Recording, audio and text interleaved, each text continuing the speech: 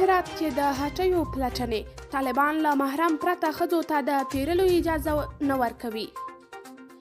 دا چې طالبان ولې دغه کړنې ترسره کوي او موضوع څه ده هم دې ویډیو کې وګورئ او چینل سبسکرایب کړئ.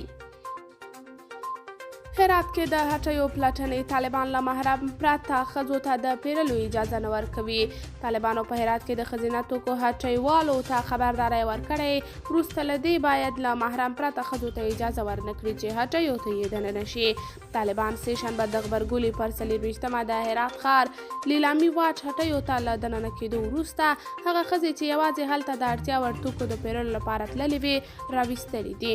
ځایي سرچینې هشت صبح ورځپاڼې ته وایي چې طالبانو هټیوالو ته ویلي چې له ګناه او فحشا د مخنیوي لپاره هیڅ ښځه حق نه لري چې له محرم پرته بازار ته راشي او هټیوال هم حق نه لري چې له دغه ښځو سره خبرې وکړي. طالبانو په دې وروستیو کې پر ښځو په ځانګړې توګه د هرات پر ښځو ډېر محدودیتونه لګولي دي. قدرمنو لیدونکو، تاسې د طالبانو دا کړنې څنګه ارزوئ؟ کمنټ کې شریک او چینل سبسکرایب کړئ.